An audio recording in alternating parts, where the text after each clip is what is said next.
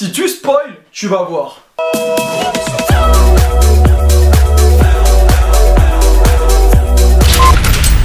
Salut à tous les amis, lâche un like et partage cette vidéo si tu kiffes le concept. Voilà, ça c'est dit, je vous fais pas chier plus longtemps avec ça. Alors tout d'abord, qu'est-ce que le spoil? Il est en particulier employé pour désigner un document ou un texte qui dévoile tout ou une partie de l'intrigue d'une œuvre, et donc gâche le plaisir et la surprise de la personne de découvrir l'œuvre par elle-même. Voilà. Perso à votre place j'aurais rien compris, mais bon, on peut quand même continuer. Là tu te demandes pourquoi je te casse la tête avec ce genre de définition. Mais t'inquiète, tu vas vite comprendre. Voilà, ceci étant dit, maintenant je pense qu'on peut commencer. Si on se retrouve aujourd'hui, c'est pour faire un petit top 5 des choses ou des personnes qui ont fait le buzz et qui ont disparu aussi vite qu'elles sont arrivées. Style Gourcuff pour le foot ou Amine Morito pour rien d'ailleurs.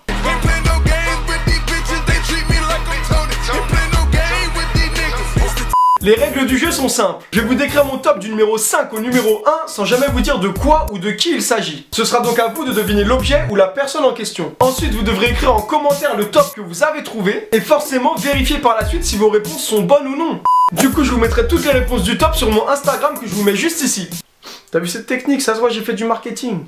Ah oui, et ne trichez pas, hein, sinon il n'y a plus trop d'intérêt quoi. Bon, maintenant que les règles sont claires, nous pouvons commencer. Enfin, en tout cas, j'espère qu'elles sont claires. C'est parti! Top, notre numéro 5 est une personne, plus précisément un chanteur. Connu par le grand public en juillet 2012, il fut l'invité des plateaux TV du monde entier. Sa chanson fait l'objet de nombreuses flash mobs. Repris et parodié une multitude de fois, sa chanson bat des records, ce qui l'amène même à être dans le livre des Guinness World Records. Je suis. Necfeu. Nique ta mère, fils de pute. Non, c'est pas ça, on continue. Ah, aujourd'hui, sa musique a été vue plus de 2,8 milliards de fois, ce qui en fait la vidéo la plus vue de YouTube. Après ce succès mondial, le chanteur a sorti d'autres musiques, mais n'a jamais réussi à recréer l'exploit fait avec sa première chanson. Voilà, je peux pas t'en dire plus, sinon après tu vas savoir que c'est moi.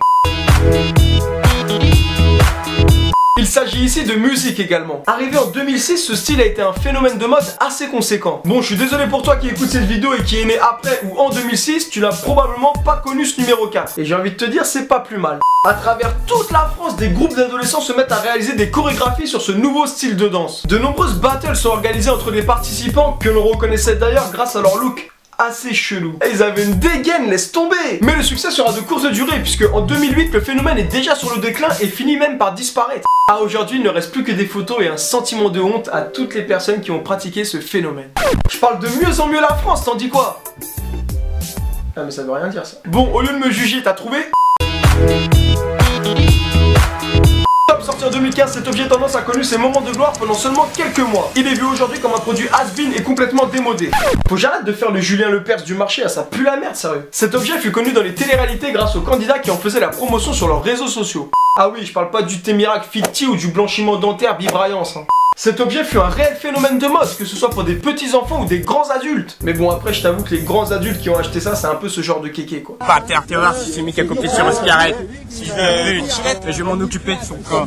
Bien sûr, je rigole, je suis qui pour juger les gens? T'es personne, Nico, t'es personne, mets-toi ça dans le crâne. Vendu essentiellement sur internet, on pouvait se procurer cet objet pour une dizaine, voire une centaine d'euros en fonction du lieu ou du site où on l'achetait. Et avec cet objet, impossible de passer inaperçu, hein, et surtout en soirée. Du coup, c'est bon, je peux pas être plus explicite, j'espère que vous voyez de quoi je veux parler quand même.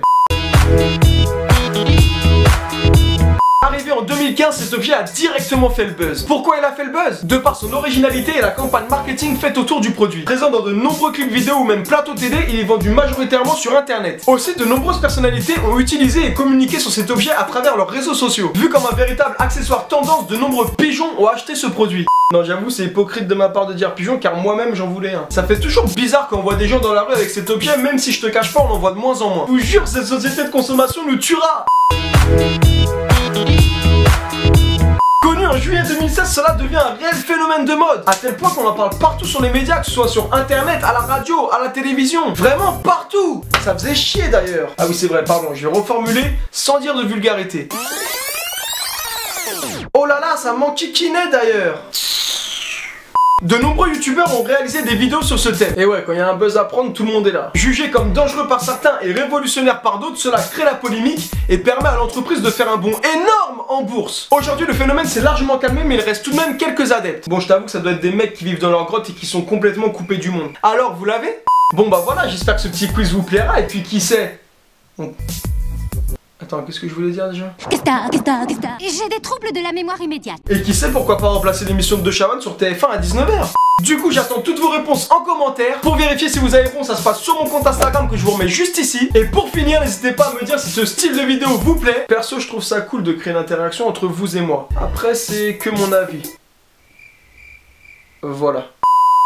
Et voilà, j'en ai fini pour cette vidéo. Si t'as kiffé, n'hésite pas à me laisser un maximum de pouces bleus, à me suivre sur mes réseaux sociaux pour découvrir l'ensemble des réponses de ce top. Sur ce, je vous dis à bientôt dans une prochaine vidéo. Et en attendant, portez-vous bien.